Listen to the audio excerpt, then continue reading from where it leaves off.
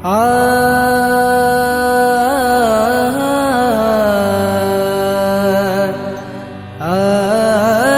जय श्री राधे।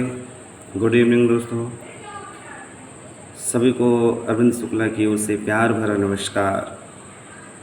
आपके बीच में फिर हाजिर हुआ हूँ और मेरे YouTube चैनल को आप लोग सपोर्ट करें। मेरा चैनल है परसा अरविंद शुक्ला और आज का ब्लॉग लेकर आया हूँ आपको कुछ जानकारी। हमारे जो सभी भाई बंधु हमें देख रहे हैं तो आप लोग हमें सपोर्ट करें और आप लोगों के सपोर्ट के बगैर हम कुछ नहीं कर सकते हैं और ना हम आगे बढ़ सकते हैं। तो YouTube के जितने सब मेंबर हैं उनसे भी हम्बल रिक्वेस्ट है कि आप लोग मुझे अपना सपोर्ट, अपना प्यार बनाए रखें और हमारे चैनल को सब्सक्राइब करें। सायंकालीन की बेला हो चुकी है, भगवान सूरज देवता अपने घर को जाते हुए और हम अपने ठाकुर जी के मंदिर में विराजमान हैं। और कुछ आपको छोटी छोटी जानकारियाँ, आपको ये पता होगा कि अभी भी कुछ ऐसे विषय हैं जिन पर लोग चर्चा नहीं करते। स्वास्थ्य को लेकर, खान पान के लेकर और अपनी लाइफ स्टाइल, जीवन के लिए, पूजा पाठ के लिए, अपने हिंदू धर्म के लिए, तो कुछ इस चीज़ पर वार्तालाप करते हैं, आप लोगों से बातचीत करते हैं।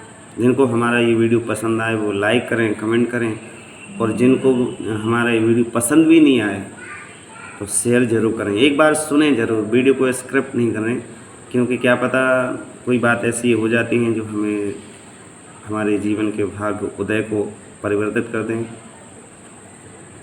क्योंकि हम आप लोगों को ब्लॉग में वही जानकारी देते हैं जो जिस पर हमने अमल किया हो, जिस पर हम चले हों। तो आपको एक बार ठाकुर जी के दर्शन करा दें तो सभी लोग प्रेम से राधा रानी श्री बांके बिहारी को प्रणाम करें। सायंकालीन की बेला में मंदिर में बैठे हैं और ठाकुर जी को देखो हम कितने बड़े प्यार से रखते हैं, लाड से रखते हैं, क्योंकि उनका दिया है तो अपन उन्हीं को थोड़ा सा अर्पित कर दें तो अपना क्या जाता है। भगवान के लिए AC भी लगी है, भगवान के लिए पंखा भी लगा है, जो आप ऊपर देख रहे हैं। पंखा भी बंद कर रखा है क्योंकि AC चल रही है तो हमने पंखा बंद किया हुआ है। दोस्तों, मंदिरों की आज हालत क्या है ये हम सब अच्छे। कितने लोग मंदिर जाते हैं और कितने लोग घर में बैठा करते हैं। आप लोग हमें कमेंट करके बताइए। हम मंदिर जाते हैं, गांव में तकरीबन सबके ही मंदिर होगा और मंदिर होने के बावजूद हम मंदिर के लिए समय नहीं निकाल पाते हैं। उस काम के चक्कर में जिसके कारण हम धरती पर आए हैं और उन्हीं से हम विमुख हैं, ये तो सही नहीं है। हम कितना भी पैसा कमा लें, कितना भी धन दौलत जोड़ लें, कोई तुम्हारे साथ नहीं जाने वाला। कोई भी चीज़ तुम्हारे साथ नहीं जाएगी। ये दुनिया का सबसे बड़ा कटु सत्य है महाराज। ये आप भी जानते हैं, हम भी जानते हैं। संसार में आप अपनी आत्मा पे हाथ रख के बताइए, संसार में कौन सुखी है? मान लो जो जिसके पास में बहुत सारा धन पैसा आदि होता है तो वो क्या सुखी होता है? आप उनसे जाकर पूछिए। कोई संसार में किसी न किसी चीज़ से ग्रस्त है, दुखी है। कोई तन दुखी तो कोई मन दुखी, कोई धन बिन रहत उदास, थोड़े थोड़े सब दुखी, सुखी राम के दास। हमारे कहने का तात्पर्य है कि संसार में सिर्फ सुखी वही है जो भगवान का दास बन के रहता है। मान लो आज आपके पास में कुछ नहीं है, तो चिंता तो नहीं है, कहीं भी चले जाओ, कहीं भी सो जाओ, और मान लो आपके पास में बहुत सारा धन आ भी जाए तो उसके साथ में चिंताएं भी आती हैं। वो क्यों? कारण इसका ये है कि हमारी माया प्रबल बढ़ती जाती है। आज हमारे पास 1 रुपये है तो हम 10 रुपये के बारे में सोचते हैं। आज हमारे पास साइकिल है तो बाइक के बारे में सोचते हैं। मैं ये इसके खिलाफ़ नहीं हूँ कि ऐसा क्यों करते हो। ये ज़िंदगी का, संसार का परिवर्तन ही ऐसा है कि हम जितना हमें मिले वो उतना कम है। लेकिन उस संसार की माया में इतना भी तो मत डूब जाइए कि जिस कार्य हेतु हमें धरती पर भगवान ने भेजा है, जिस कार्य के लिए हम मनुष्य बने हैं, उस कार्य से ही विमुख हो जाए। 84 लाख योनि में भटकने के बाद मनुष्य योनि मिलती है। तो क्या खाने और कमाने के लिए हमारा जीवन बना है? अच्छे सद्कर्म करने चाहिए। सत्कर्म क्या है? सत्कर्म ये हैं कि जब हमारा घर का सब कुछ संपन्न हो जाए तो हमें दूसरों की मदद करना चाहिए। आजकल संसार में बहुत सारे लोग परेशान हैं। किसी असहाय की सहायता करना, किसी भूखे को भोजन कराना। आजकल हमने देखा हो बहुत सारे लोग ऐसे हैं कि इन्हें सुबह का खाया शाम को नसीब नहीं होता है। ऐसा नहीं करना चाहिए। हम मनुष्य हैं और मनुष्य का ये कर्तव्य है। दोस्तों, आप लोगों से भी रिक्वेस्ट निवेदन है कि जो भी गरीब व्यक्ति हों, ठाकुर जी ने अगर आपको इस लायक बनाया हो तो उनकी किसी न किसी रूप में आप सहायता करें। हमें ये संकल्प करना चाहिए, क्योंकि हम एक मनुष्य रूप में दूसरे धरती पर हमें भगवान ने सक्षम बनाया है। 2 हाथ 2 पैर दिए, कमाने के लिए दिमाग दिया है, संसाधन दिए, और किस काम के वो संसाधन जो हम दूसरों की सहायता न कर सकें। हम अपने बच्चों को क्या सीख देंगे कि बेटा कुछ खाओ और कमाओ और कुछ नहीं। आजकल आपने देखा होगा बच्चे अपने माता पिता की सेवा नहीं करते हैं। इसका कारण जानते हो? वो बच्चे दोषी नहीं हैं, दोषी आप लोग हो। क्यों? क्योंकि आप लोगों ने उन्हें अच्छी परवरिश नहीं दी, अच्छे संस्कार नहीं दिए।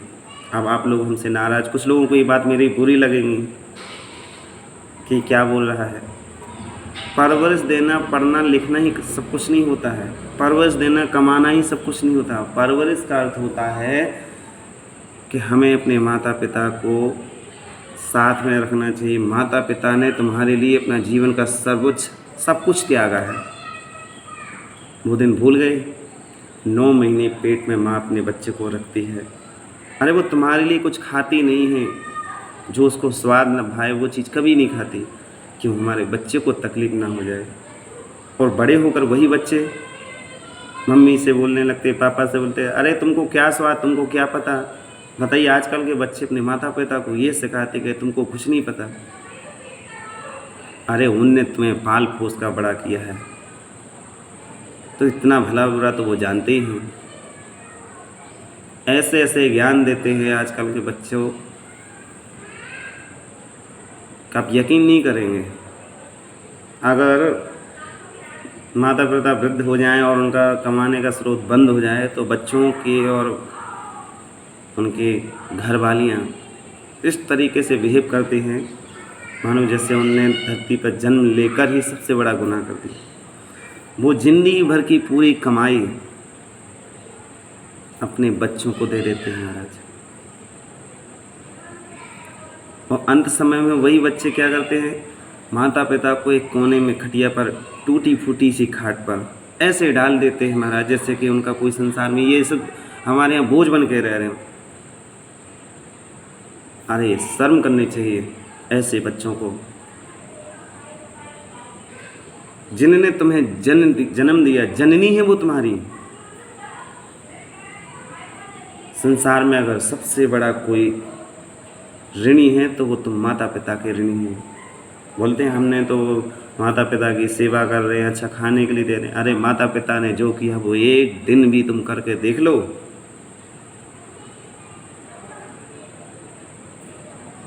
तुम जीना छोड़ दोगे।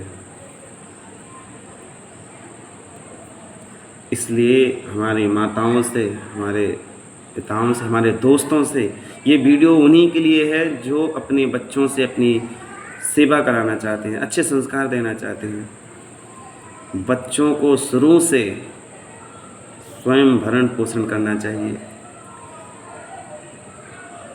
1 साल से 5 साल तक जितना बच्चे को प्रेम लाड़ दुलार हो सके खूब करो, और 5 साल से 12 साल तक बच्चे को ताड़ना चाहिए। यानी संस्कार, ताड़ना मतलब मारना नहीं होता है। बच्चों को अच्छे से अच्छे संस्कार दें। ये हमारी माता हैं, इनको आपको प्रणाम करना चाहिए, इनकी सेवा करनी चाहिए। ये हमारी नानी है, ये हमारे नाना है, ये हमारी बुआ है, हमारे मौसी, इनके साथ में कैसे आना चाहिए, इनको इनसे तुम्हें कैसे बोलना चाहिए, और मंदिर भी लाना चाहिए। पूजा पाठ में उनसे पूजा पाठ भी करानी चाहिए। बच्चे आजकल पूजा से विमुख होते जा रहे हैं। क्यों? क्योंकि उन माता पिताओं के पास ही टाइम नहीं है, तो बच्चे को लेके कहाँ से आएंगे? क्योंकि छोटे में बच्चे देखते हैं, आँखों से देखते हैं वो कि हमारे माता पिता क्या कर रहे हैं, देखकर ही वो बड़े होते हैं। कभी भी बच्चों के सामने गलत आचरण विचार नहीं होना चाहिए, कभी गलत भाषा का प्रयोग नहीं करना चाहिए, क्योंकि बच्चे तो भोले होते हैं, मन के सच्चे होते हैं, और बिल्कुल किसी के प्रति कोई हीन भाव तो होते ही नहीं है। बच्चों के सामने कभी गाली नहीं देना चाहिए, बच्चों के सामने कभी लड़ाई झगड़ा नहीं करना चाहिए। इससे क्या होता है? बच्चों पर गलत प्रभाव पड़ता है। अगर हमारी बात से आप लोग सहमत हैं तो इस वीडियो को आगे शेयर करें। ऐसे बहुत सारे लोग हैं कि जिनको इस बारे में पता तो है पर जानने का प्रयास ही नहीं करते। बच्चों को बड़े होने तक रामायण, गीता, भागवत, कुछ ऐसे श्लोक हैं जो उनको ज़रूर बताने चाहिए। हमारे हिंदू धर्म में बहुत से ऐसी चीज़ें हैं जो नहीं जानते। ये सिखा रखना तो आजकल के हिंदू बच्चों को ऐसे लगने लगे जैसे भाई कोई गुनाह है। ये चोटी होती है ना, ये हमारे हिंदुओं की पहचान है। और दूसरा, अपने माइंड को केंद्रित करने के लिए होता है, तिलक होना चाहिए।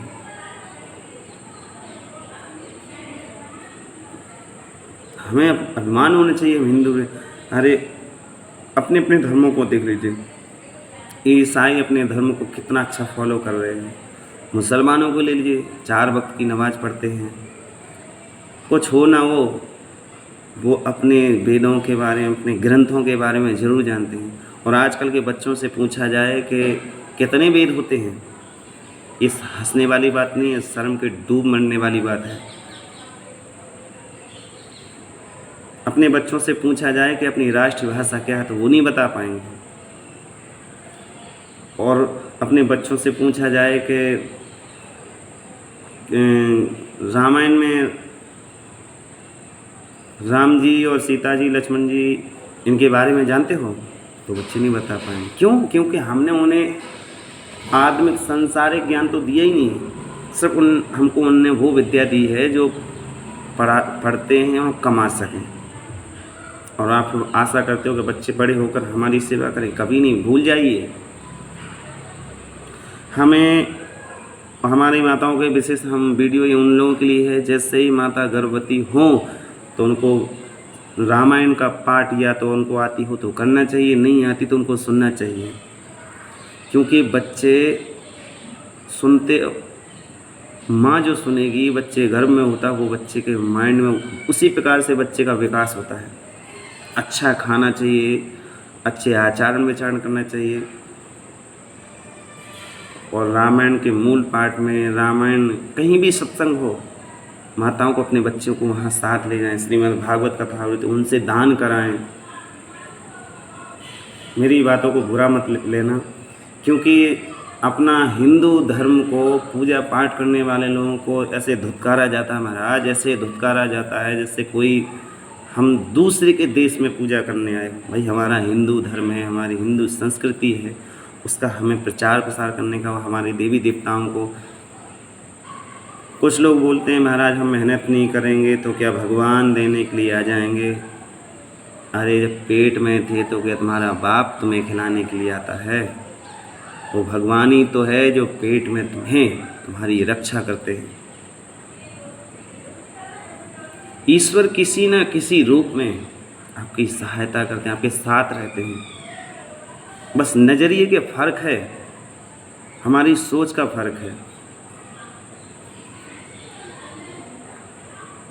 इसलिए हमें अपनी सोच और नज़रिया बदलना चाहिए। तो आज से हम लोग प्रण करें, संकल्प करना कि अपने बच्चों को अच्छे से अच्छे आचार बनाएं। हो मेरा इस वीडियो को ज़्यादा से ज़्यादा शेयर करें, ज़्यादा से ज़्यादा लोगों को तक भेजें। तो मेरी बात से सहमत हों तो अपने कमेंट करके बताएं हमें। और इसी प्रकार की वीडियो आपको जानकारी रामायण से लेके भागवत से लेके किसी प्रकार की कोई समस्या है तो आप हमें बताइए। इतना ज्ञान तो नहीं, लेकिन ठाकुर जी की कृपा से जो भी बन पड़ेगा और हमारी समझ में जो हमें आएगा वो हम आप लोगों को ज़रूर बताएंगे। हमारी माताएं एकादशी का व्रत, पूर्णमासी का व्रत, सोमवार का व्रत तो बहुत सारे लोग रहते हैं, लेकिन व्रत का मतलब होता है, जानते हो क्या है? जिस दिन हम व्रत रखते हैं उस दिन हमें किसी न किसी बुराई को त्यागना चाहिए। व्रत का मतलब संकल्प कि आज हम अन्न जल का त्याग कर कर भगवान को साक्षी मानते हुए एकादशी भगवान का व्रत रखते हैं। उस दिन हमें झूठ नहीं बोलना चाहिए, किसी से लड़ाई नहीं करना चाहिए। उस दिन या किसी दिन नहीं करना चाहिए। अगर जो एकादशी का व्रत रखते हैं, पूर्णिमासी का रखते हैं, सोमवार का रखते हैं, अगर हम पूजा पाठ से हैं और अगर हम ये गलत आचरण करते हैं तो आपको कोई व्रत का फल प्राप्त नहीं हो सकता। ये लिख के ले लो मेरी बात।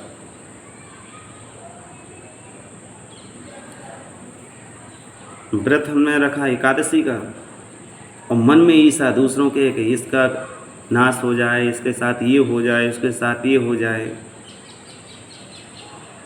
आपका व्रत वो सफल कभी हो ही नहीं सकता है।